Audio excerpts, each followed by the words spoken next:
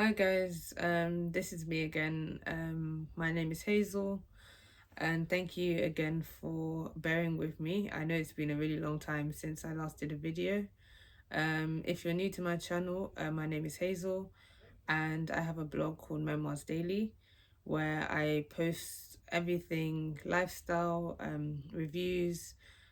Sometimes I post about just about like my life journey, my journey into adulting, and some of the experiences that I faced.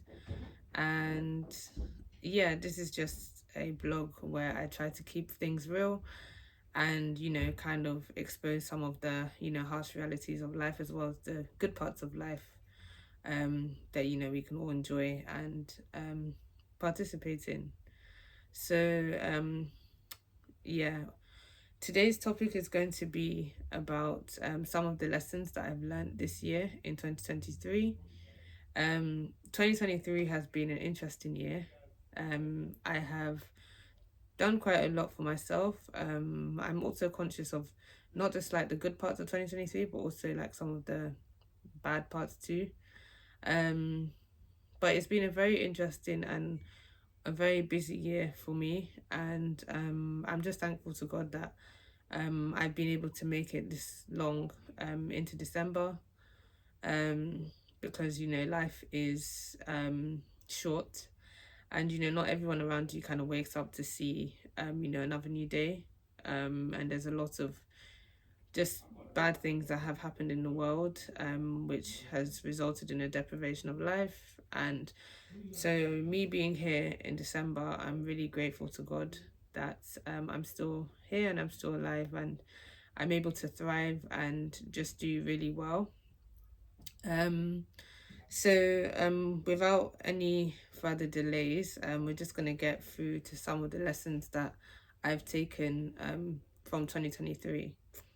So, the first one that I said was that you have to put God in the center of everything you do, and things will be able to align in your life. So, there's a popular verse in the Bible. It's in Matthew chapter 6, verse 33. And it says that we should seek first the kingdom of God and his righteousness, and all things will be added onto us. Um, so essentially, what I've kind of taken away from this is that when you decide to, kind of put your life into God's hands, and you kind of fully like surrender yourself to him, um, he will basically be with you kind of every step of the way in life, and things will start to become kind of more apparent, more simple, and just more clear to you. You'll get a lot of clarity on things that is concerning your life, and you'll be able to learn, quite a lot from um, developing your relationship with God. And God doesn't really work in isolation. He tends to kind of like guide us, lead us, direct us. He speaks to us. It could be through dreams, it could be through people. So, as long as you kind of strengthen your relationship with God, things will just start to make sense in your life, and you'll just be given a lot of clarity from things. And that also just comes from not only praying or, maybe listening to gospel, but also through reading the Bible. Me myself, I wouldn't say that I'm a regular Bible reader, but I'm striving to get there, because I've had a few ups and downs myself when it comes to my faith journey. But you know today I am declaring that I am a Christian. I do believe in Jesus Christ, and I'm trying to make an active effort to kind of develop my faith, and kind of continue my walk with God. So the second thing that I've learnt from 2023 is that you should pay attention to people that you have around you. Again, there is a verse in Proverbs 27, verse 17, and it talks about iron sharpening iron. So again, what I get from this verse is that people basically need to be mindful of the people that they're around, because you'll start to kind of pick up habits from friendships or circles that you're in. So if you have people who are positive, you too, you'll become positive. If you are around a lot of people who are negative, you too will also become negative. I just think it's a way of conditioning. It's all about your environment and the places that you place yourself. And you know, there is a certain kind of physical, mental, spiritual element that comes into it, because the more you surround yourselves with people, the more you'll kind of, you know, kind of be shaped and molded by them, or you know, their characteristics or the things that they do. So it's really important to just be mindful of your environment and the people that you surround yourselves with, so that you are growing rather than being someone who's, you know, kind of constantly in your shell, or somebody who is just not doing very well with life. I forgot to say that I'm reading all of this off my phone, so if you can see me looking down, it's because I'm taking points from my phone. So the third thing I said is that in this year is that, you know, people should learn to hold themselves accountable. So what I mean by this is essentially accountability is something that every human being struggles with. I feel like with accountability, you are basically telling yourself that you are responsible for some of the decisions you've made in life. You are making yourself responsible for everything that happens in your life. And I think as human beings, it can be quite difficult sometimes to hold ourselves accountable. And the reason is because by holding yourself accountable, you're recognizing not only the good things that you've done in your life, but also the bad things. So you're owning up to mistakes, maybe bad habits, bad experiences that might have, you know, kind of triggered you in your past. And it could be good things as well. It could be good things that, you know, you've taken from, you know, your parents or from your friends or from work, etc. But I feel like when it comes to the bad sides, I think as humans, we tend to kind of be in a state of denial, where we don't really like to look introspectively into ourselves and think about what are the things that, you know, make us maybe uh, less kind of good at what we do. We don't really challenge ourselves, we don't really look inwardly. And I think the reason for this is because by looking inwardly, you're basically owning up to everything that you've done in your life. You could no longer kind of shift blame or pass blame to other people for things that have happened to you, but you yourself are taking complete responsibility. And that can be a very hard thing to do. Because once you do it, it's almost like you're facing up to your inner demons, you're facing up to your weaknesses, your flaws, and maybe your bad character as a human being. But I feel like holding yourself accountable is something that you have to do in life, and the sooner you do it, it will be better for you in the long run, because you'll be able to identify, you know, some of your triggers, your traumas, your mistakes. Then you can be able to now actively heal from it, make an effort to heal. And then after that, you can, you know, just continue moving on with life and just doing life better. So I feel like it's very important for us as human beings to be able to hold ourselves accountable. So the fourth thing that I've learned this year is that not all relationships you enter into will last forever.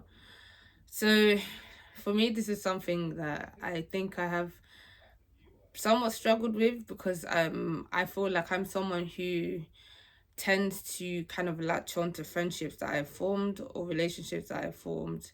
I feel like I gain a sense of comfort, and I gain a sense of just community from the people that I tend to surround myself with. So, you know, when I feel like a friendship is ending, or maybe that friendship is no longer there, it just feels weird. Like I feel bad. And sometimes friendships just end not because, you know, anything bad happened, just because, you know, people are moving on with their life. People are, you know, in different stages of their lives and etc. Um, sorry, but this year I feel like I've learned that, you know, not every relationship you enter into will last forever. I feel like there are people that come into your life just for seasons. There are people that come into your life just for maybe to help you develop some maybe self-awareness. Maybe you have some friends who will come into your life to kind of challenge you to start thinking, you know, about your life and your accomplishments and maybe the things you want to improve. Some people come into your life for bad reasons too. I mean, it could be, you know, because of maybe somebody's angry at you, maybe someone is jealous of you, maybe somebody kind of sees you as competition. and they, they want to prove themselves to you, or prove themselves that, they're good at something or whatever the reason is. I just think I've learned that um some people may just be placed in your life for a season, and that's not necessarily a bad thing. And the reason why I say it's not a bad thing is because for every relationship that you have, every friendship, every marriage relationship, whatever type of relationship it is, whether it's platonic or romantic, there's always something that you can learn from people. So you can take away like life lessons from people. And you can continue to now grow and develop yourself as an individual. So there's no experience in your life that you have where you won't learn something. You always learn something from everything that you encounter.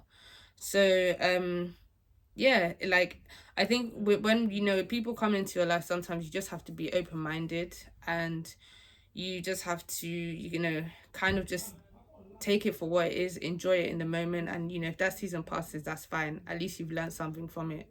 So yeah, this year is the year that I've learned, that not all relationships will last forever. And I'm becoming more aware of that fact as I get older. Um so yeah, that's point number 4. So point number 5 that I've learned this year is that working isn't just about money. So what I mean by this essentially is that when you're in a job, it could be maybe you're self-employed, maybe you're employed, you're doing a 9 to 5, it could be that you're working part-time, whatever job you're doing. Of course, the first benefit that we all think about as human beings is money, because we need money to be able to live and do the standard things in life that we need to do. We need to take care of our responsibilities, we need to take care of our children, we need to take care of our homes, our health, etc. Whatever it is, you need money to take care of your needs as individuals. However, I feel like this year, kind of like my approach to working has changed. And the reason why I say this is because when you're going into a job, when you're going into work, sometimes some people just go for the pure aim of money, and that's not a bad thing. But I feel like when you're looking at work in a wholesome or holistic point of view, you're thinking about how you're going to upskill, you're thinking about how you're going to develop yourself, you're thinking about what courses can you take to improve your understanding of the area that you work in. You're thinking about what is the work environment like, what are the people at my workplace like. You're thinking, what is the workplace culture. You could be thinking, what are my rights in this place. Like, there's so much that you can learn from one job. I just feel like there isn't a need or point of looking at a job in in a very simplistic manner, because essentially, especially, I mean, if you're in the UK, you'll be working in a job from the age of 18 up until you're probably in like your 60s. So I just feel like people need to find more value in terms of their work, their jobs, the stuff they decide to do, because you're going to be working for a long time. Like, do you really want to be in a job that you hate or you don't like? You should be thinking about how can I be better at what I'm doing. You have to think about like, what can I do to make this more enjoyable for me. Are there, you can even start to do research and think like, maybe are there is there a certain type of job that aligns with my passion, for example. I use this example because for me, because I now work in community engagement, before I got into this job, I was always just looking at admin jobs. I was looking at legal jobs because I studied law at university, and I thought, oh, I mean, I studied this at university, so it only makes sense to go down this path to study law. But then around 2022 time, I actually started realizing that what working is better when you're doing something that you are passionate about. You feel like you look forward to every day that comes. You're challenged, you do various tasks, different things. So how I even got my job was that I literally searched community engagement on Google, and to my surprise, there was actually vacancies around community engagement. I didn't know that community engagement is something you can get into as a working person in the UK, because I think it's more of like an American term. So I did my research. I approached the National Career Service. That's like a page which gives you all your guidance about career and the stuff you want to do. And then after that, I then just started looking for jobs around community engagement, and to my surprise, I found a job, which is where I'm currently working. And it really aligned with the things that I'm passionate about. I'm someone who's quite passionate about community and kind of building up people, making a good impact on society, etc. So I just feel like our approach to work needs to change, because it's not just about money. It's also about skills. It's about making yourself more valuable. It's about thinking about how you can make yourself more competitive in the market, etc. So yeah, so anyway, bottom line is you need to look at work in a holistic point of view, or a holistic manner, rather than looking at it as just something that rewards you with money. Yeah, so I'm gonna move on because I was rambling a bit. So the sixth thing I've learned this year is that it's important to develop a sense of community. I mean, I literally just started I literally just spoke about community engagement, but someone like me, I'm someone who's very passionate about community. I like the value that community brings. Having a sense of community helps you in multiple ways. For example, you can have people that you can rely on for advice. You can have people that you can go to help you, maybe develop your craft, develop your skill. You can have people who encourage you. You have people who mentor you. You can have people who even hold you accountable and tell you a few things about yourself that maybe you wouldn't have noticed. You have people that you can talk to about your culture, your faith, your background. And you have people who you can just wholeheartedly be yourself around. I just feel like in the UK it's good to have a sense of community, because things can get really hard in this country, and if you don't have people that you can rely on, or you don't have people who you can confide in, if you don't have people who can support you, things will get very hard for you, and life is already hard enough as we know it. So I just feel like having a sense of community is very, very important. um so yeah, I just feel like everybody should have a community of people that they can rely on, that they can speak to, share ideas, etc. And your life will be so much better.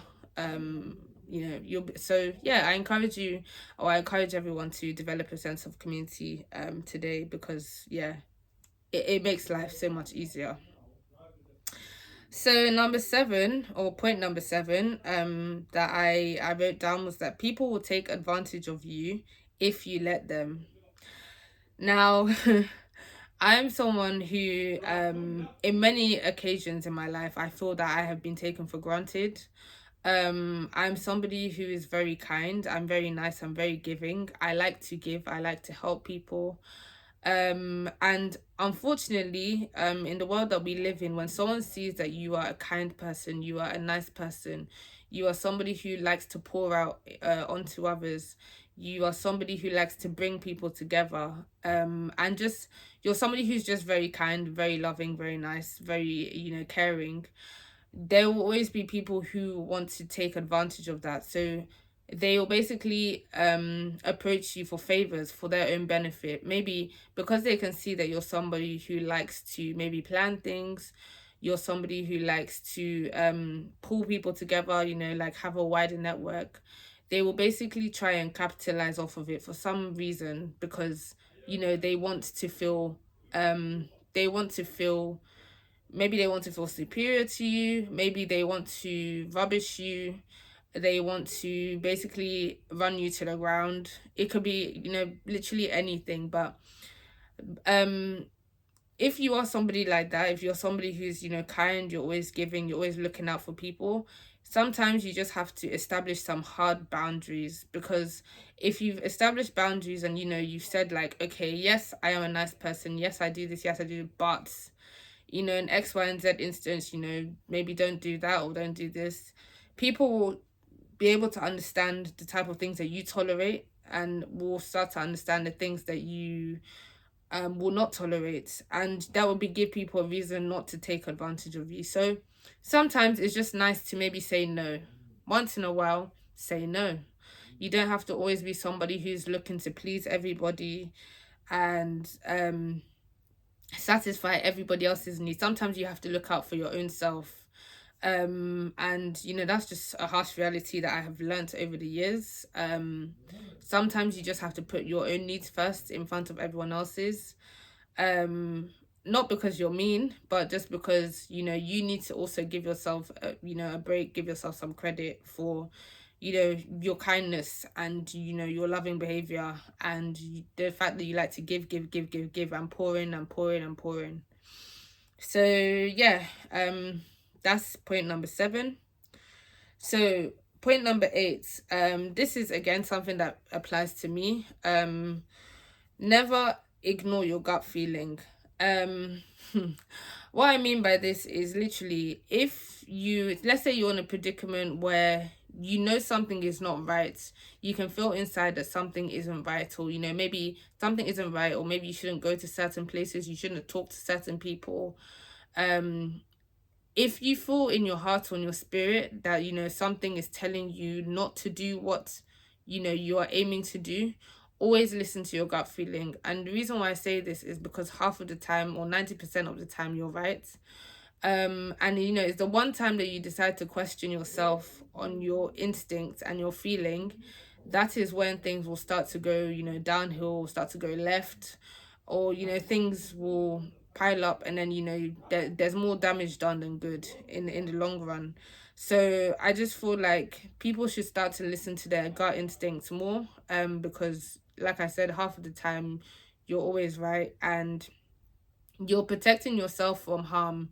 You're protecting yourself from you can be protecting yourself from a whole lot that you didn't even know you're protecting yourself from, until maybe you hear from somebody else or whatever. So I just feel like essentially everybody should listen to their gut feeling, because there's a reason why you have that feeling in your stomach, and you have that just maybe your subconscious is telling you something. Just listen to it, is what I'm saying. Don't doubt yourself. Don't be fearful. Don't critique yourself, because like I said, 9 times out of 10 you're probably right that something isn't right. So yeah, that's point number 8. Point number 9, dating is not linear. I'll say it again, dating is not linear. So what I mean by this essentially is, you can't expect that when you're going out on dates or multiple dates with people that you're going to have the same experience. You have to literally go into dating thinking that, you know what, I have an open mind. I'm going to just see what happens. I'm not going to expect anything. I'm just going to go with an open mind. And the reason why I say this is because every single human being in this world is different. The way that we think, the way we condition ourselves, the way we behave, the way that we speak, everything is different. So you can't kind of unilaterally decide that you are going to basically label every single person that you date the same. It's not gonna work, and it's just not the right thing to do. And the reason is because, like I said, we're not all the same. Everybody thinks differently, everybody does things differently. So you cannot attach some sort of one-sided expectation on every single person that you're going to get to know and expect that they're going to live up to your standard. It's just not going to happen. So I just feel like with dating, you have to be open-minded. You have to be willing to see things from other people's points of view. You have to be willing to compromise sometimes. You just have to just be open-minded and expect the unexpected, because people are crazy, people are mad. Some people are nice, but some people may irritate you, some people may disgust you, some people may make you angry, and that's just life, really and truly. So if you are in your dating season, just have an open mind, because if you keep placing false expectations on people, you will be disappointed. That's just how life is. That's just how human beings are. We're all flawed in our own individual ways. So not everybody is going to meet you at the standard that you're placing on them, or you are projecting onto them. So that's point number 9. Point number 10, everyone should look after their health. And the reason I say this is literally because I feel like when you're an adult, you don't really have anybody who is to answer to. You don't have anybody to answer to. You answer to yourself, and you answer to God, but that's about it. But if you are somebody who's maybe quite lax, maybe you're used to people doing things for you, this is something that you may struggle with. But everybody needs to be mindful of their health and what's going on with their body and their minds and everything. And the reason why I say this is because if you don't look after your health, if you don't pay attention to the signs, one day you may end up being critically ill because you've left things to build up, build up, build up, build up, and you have not sought after any kind of advice from a health professional, maybe from a psychologist, a nurse, whatever it is. So don't leave things to the last minute. If you know that you're feeling a certain type of way about your health, address it immediately with your doctor, your GP, whoever it is. Address it. And another thing I would say as well, in the UK, obviously, we know the NHS is probably in decline at the moment. So, you may end up reporting things once or twice and it may still go under the rug and nobody answers or nobody takes you seriously. But you have to have this spirit of resilience and diligence to basically put pressure on, healthcare professionals to really look into your problem. So yeah, like everybody should just be mindful of their health and well-being because you only have one life, and if you're not doing the things that are going to help you to stay alive and stay strong, then you're in trouble. So that is point number 10. So point number 11, YOLO. What I mean by YOLO, you only live once. You only live once. This life is precious. We only have one life. You will have this one life and you won't have another chance at it again. So just make sure that you're always living life to the fullest. Make sure that the things that you have set up and you said, this is my aim to achieve X, Y, and Z in my life. Just go out and do it. If there's something that you want to do, just do it. If there's something that you've always wanted to do, again, just do it. Don't be looking behind your shoulder and thinking, what is Adam doing? What is Eve doing? Do what works, what is best for you. Because you only have this one life that you can live, and that you can kind of thrive in and be the best at. I think a lot of us do take life for granted. And the thing about life is you never know when your time is up. You don't know. So it's a thing where it's just like every moment that you have, literally take it, like, drag it by the horns and, just do it, literally. Don't wait for friends, don't wait for family, don't wait for anybody. If there's something that you want to do, literally just do it. Get up and go. Because you may never have that chance again. So yeah, everybody should just live in the moment, live life, enjoy life to the fullest, literally. Where you can. If it's traveling, you want to do travel. If it's getting a job, get a job. If it's master's degree, get a master's degree. If it is skydiving, skydive. Like, literally just do what you've always wanted to do, because you only have one life to live and life is very precious and not everybody gets the opportunity to do life again. So live your life. Now the final one, this is point number 12, and again, this is something that resonates with me very much. Give yourself credit. So what I mean by this essentially is, if you are someone who is very self-critical, me myself, I can be very self-critical, you're going to find it hard to acknowledge your accomplishments, your achievements, everything that you've done in your life. You're going to find it very hard to give yourself props, give yourself accolades, give yourself certificates, give yourself a pat on the back, whatever. So I just feel like people should start to celebrate their achievements a lot more. And the reason why I say this is because if you're always comparing yourself to other people, maybe if you're always living on somebody else's timeline, you're not really going to get any, you know, serious value from life. You're always just going to be very kind of like, you're not going to be very confident about yourself. You're not going to, you know, challenge yourself. You're not going to award yourself. You're not going to do things that, you know, you like for yourself. And essentially, what kind of life is that if you are living life on other people's terms?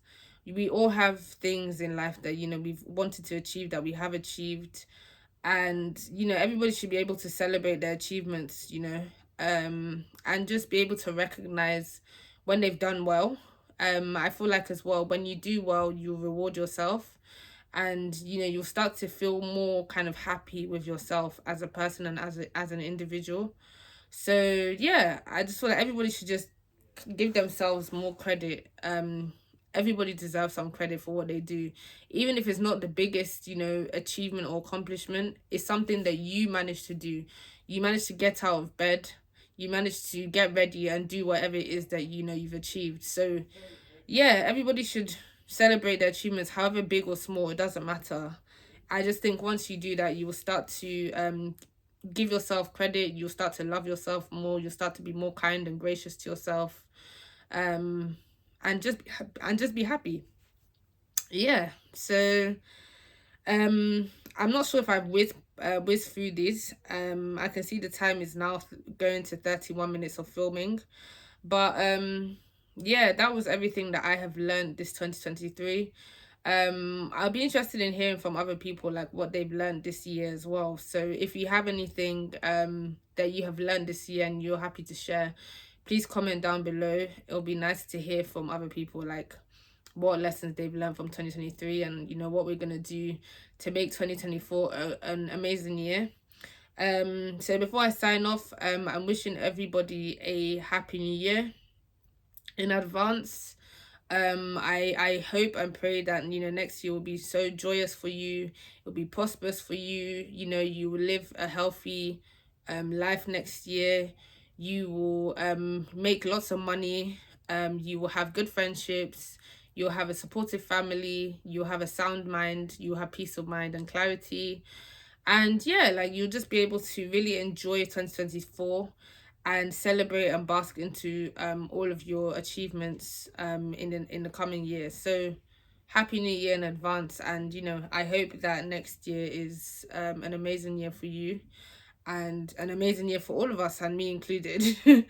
So yeah, that's a wrap, guys. Thanks so much for tuning into another video, and wishing you all the best and happy new year in advance. Thank you. Peace.